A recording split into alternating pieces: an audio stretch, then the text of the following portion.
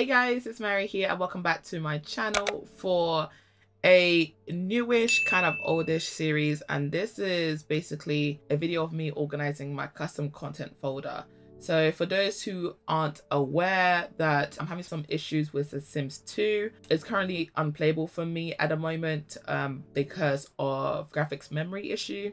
So I have to get a whole new computer with better graphics card and processor to be able to handle The Sims 2 again. So whilst I'm waiting and trying to save up money for that, I'm trying to organize my CC folder and get everything all in one place and get all the meshes and everything like that all into one place and make sure everything has a mesh, everything has a folder, and everything is in the correct place. So the method I'm going with this time is a little bit different to what I did last time, but it's still the same. So from my screen, you can see like my old folder on the left and my new folder on the right. So basically what I'm doing is to have a minimum of 3 subfolders, which includes the downloads folder, whatever the category of the item is called, and the creator's name. So in this video, I did mainly hairs because I have the most hairs and I have a lot of my hair which do not have meshes. And I actually went into Body Shop and took a note of all the hairs that didn't have meshes and I went and looked for them. So in my new CC folder, I did downloads. I did another folder called hair. And inside that hair folder, I made a master folder of what the hair is. So for example, if it's from KZ, I'll put that KZ Joey hair. Or if it's from Anto, I put like Anto Electric Hair or Anto Enchantress Hair. And every creator that converts, recolors, retextures that hair will go into that big mega folder. So that if I do not want that hair anymore, I can just come in that folder and get rid of the whole entire folder, which will get rid of all the retextures and recolors for that one particular hair, including the mesh. In a previous folder, what I really messed up with was to create a folder for like CC shopping. And then I have 2 meshes, one previously in my main folder and one in the new folder that I created for custom content shopping videos. And what that did was to create a duplicated file, and I go into Clean Pack Installer and try to delete it, but then I end up deleting both meshes by accident, and then the header will have no mesh.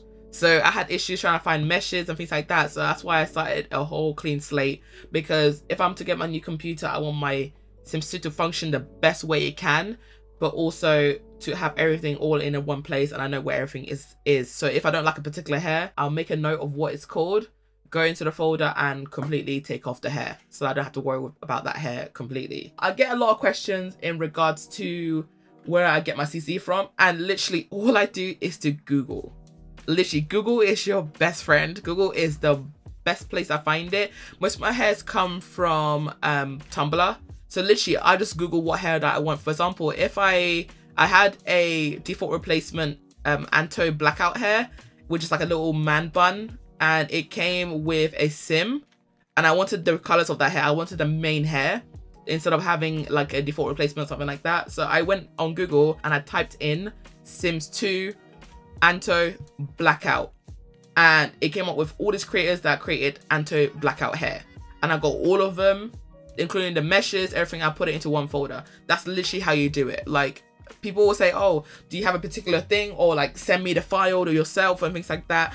And no, you're literally wasting your time by waiting for me to reply compared to you Googling exactly what you're looking for and finding it. So for example, if you want like Sims 2 IKEA recolors, type it in Google, Sims 2 IKEA recolors. Either come up with Tumblr or you come up with Modder Sims. Mainly, most of them are on Modder Sims from Michelle, and then there'll be an odd creator that does it on Tumblr. But literally, that's the only thing I can recommend to anybody, is to always Google what you're looking for. Because if you wait for a YouTuber or a content creator to come with you to the answer, you'll probably wait a lot longer than you searching in literally 2 seconds for what you're looking for. And that's literally it. And the one thing that I did in this CC video was to get rid of hairs that I never used or I didn't like the look of. I just got it because it was there. So I would Google the hair and be like, okay, you know, like, oh, I'm not sure what this hair looks like. Google it, and I was like, okay, this is what the hair looks like. I don't really like it. So I'll go ahead and just delete the hair completely, and I will not even put that hair back into my folder. And I know that hair is a big no. And that's literally it. like you see what I'm doing on the screen is like I will literally Google the hair, and if I know a particular creator like Peppermint and Ginger that does mainly recolors and retextures, I will add her name to the Google search and it'll come up with her Tumblr, and I know that she has hair that's retextured of that same creator. And that's basically how you do it. So that's a little tips and tricks for those who are new to CC shopping and things like that. It does help a lot, and it saves you so much time, and I swear to God you will not regret this. So this whole video was about, I'll say about 2-3 hours of me doing this, because I have a lot of CC, so that's me going through stuff.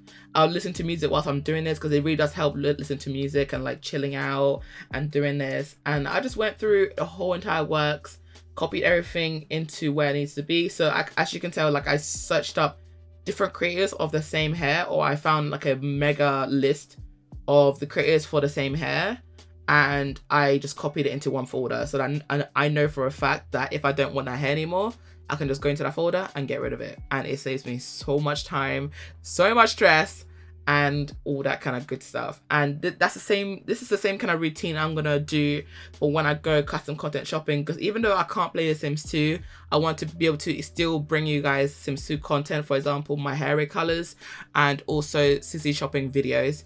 But the only way I can do the CC shopping videos is to do it completely different, not to have like my main mega folder, because that's where all the issues come up from. So yeah, so instead I will have a little subfolder where I have all my skins, my mods, and my eyes, and all the kind of defaults that I normally have in a game there, so that when I get new CC, I could just create a sim with that CC that I got for that day, so that my game will not be overpowered, or it will not suffer, if that makes sense. So yeah, that's what I did. I'm trying to update my website a little bit, my CC list, even though I haven't got any new CC recently, literally in months. I'm trying to still kind of like update my CC list and try and get like it a little bit more organized, because I'm gonna be doing a website migration later on in the year, where I convert everything to my domain name. It will be a lot easier for you guys to find everything, including my merch store. If you guys didn't know, I got merch. But I'm in the process of migration, so I'm just waiting for the migration to happen. And I'll put all of the websites that I used in this video down.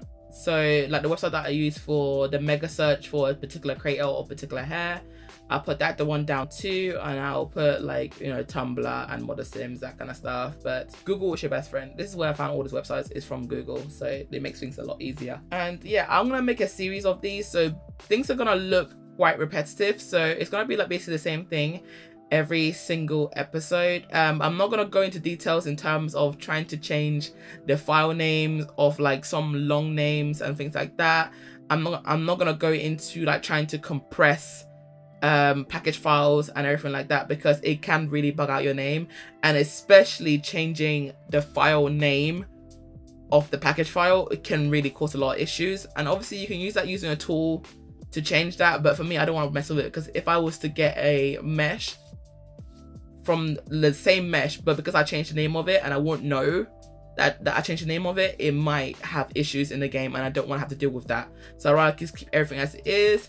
And if you guys haven't noticed, that my folder names are very short and very straight to the point. So I'll either like, it's always best to put an underscore. So do not leave any spaces, do not leave any numbers and dots and anything like that. So for example, if I'm making a folder for like the Anto blackout hair, like I mentioned earlier, I'll do Anto_blackout. The shorter the file size and the lack of space and other symbols in it, the faster it loads. And I've seen that for myself personally. And because my file loads in alphabetical order, apart from my mods load first before the rest of my CC. So when everything all loads like that, it's easier. And because it's gonna go into like download to hair, and then the actual main file, and then the rest of the package file is gonna load after that. So that way you're not going through a series of trees of folders to go through. I've had the issues where I've tried to like copy or like back up my Sims 2 folder into my hard drive, but because the branch was so long, it didn't copy the rest of the branch that was really in, which includes like being like 5 or 6 folders deep. So that's why I want to make it a maximum 3 folders 3 folders deep, and that's it. Nothing any further than that, and that's literally it. That's what I want to do. Just put it 3 folders deep, and that's it. I'm done. And yeah, so if I'll CC shop, I'll do in a separate folder, and then at the end of the CC shopping video, I'll organize it into my main new folder that I'm gonna do, and it makes things a lot easier. So I'm really actually enjoying doing this, and if you guys really do enjoy this and want to see me do more of it, or have any questions for me in regards to the next one that I will do, please leave it in the comment section. I will happily answer the questions and things like that. I'm trying to keep this little series short, so in like you watching 20 minutes of me doing the same thing over and over again. No, it's just gonna be short, few minutes of me organizing. You guys can see how I organize and things like that. It makes things a lot easier. And for those who aren't aware of how to install CC, I have a video in the description box on how to install custom content. It's straightforward, it's easy, there's no real hardship to it. But I think because I made a video, I think in 2016, I may have to do an updated video, but I want to update a video. I want to do the updated video once I get my new computer, because it makes things a lot easier and a lot faster, so you guys can see me with a mega folder of all my CC at once. So that's basically it. I don't really know what else to add to it. It's pretty straightforward. I don't really know how else I can explain it. And also, please ignore the way that my package file looks.